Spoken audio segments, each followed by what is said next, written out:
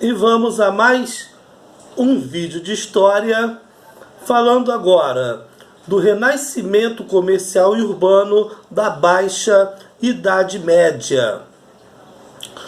A partir do século XI, diversas cidades europeias passaram a ser o entroncamento de rotas comerciais, e por esses caminhos passavam especiarias vindas do Oriente e produtos de consumo geral como cereais.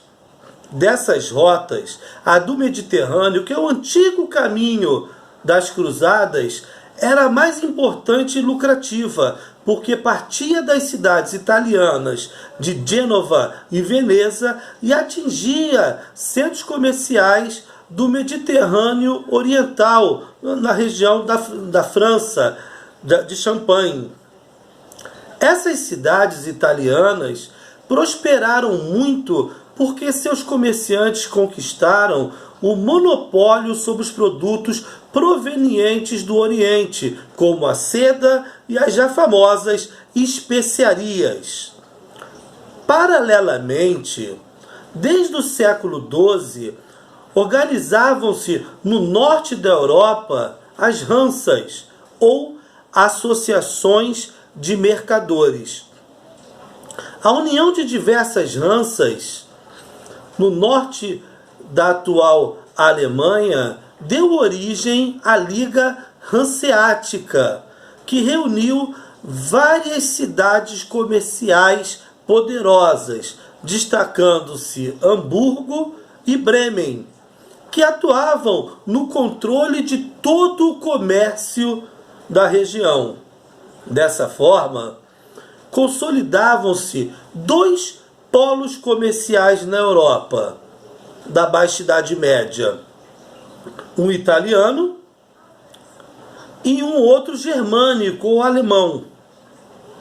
A ligação desses polos se fazia por rotas terrestres, que convergiam para as planícies do nordeste da França, na região de Champagne, onde se realizavam grandes feiras. O desenvolvimento comercial e as transações financeiras tornaram necessária a utilização de moedas, a introdução de letras de câmbio e o desenvolvimento de atividades bancárias. A terra deixou de ser a única fonte de riqueza, e nesse contexto surgiu um novo grupo social, os mercadores. Ao longo dessas novas rotas comerciais, multiplicavam-se burgos, ou pequenas cidades ou vilas.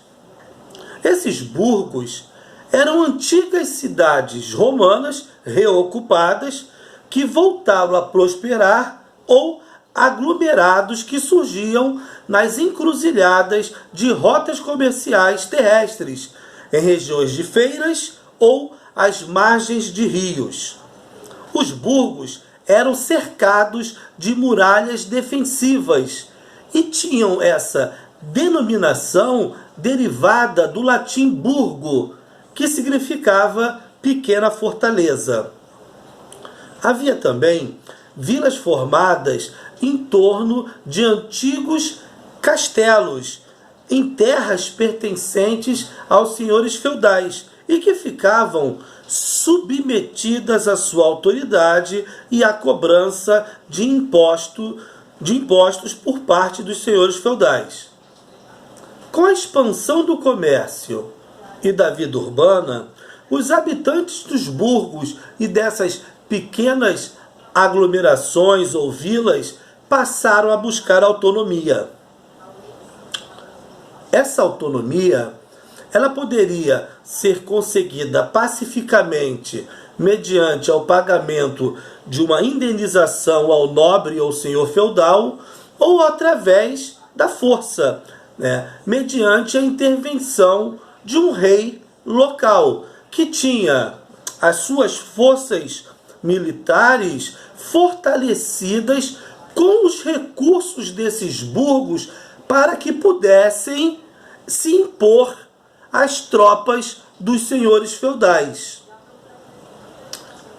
A autonomia dos burgos, ela era formalizada pelas cartas de franquia, que concedia independência administrativa e judiciária. Com a autonomia, as atividades mercantis cresceram e surgiram as corporações de mercadores e as corporações de ofício. As corporações de mercadores agrupavam os negociantes para garantir o monopólio do comércio de uma determinada cidade ou burgo ou de uma região.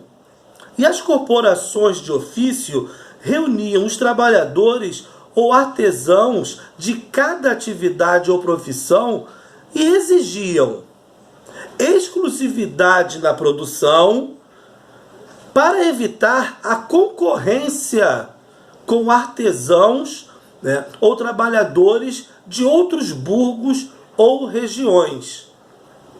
O desenvolvimento comercial e urbano afetou de maneira irreversível a estrutura social e econômica do feudalismo, por garantir certa mobilidade social, pela expansão do trabalho remunerado, a possibilidade de lucros individuais e pelo dinamismo da vida urbana.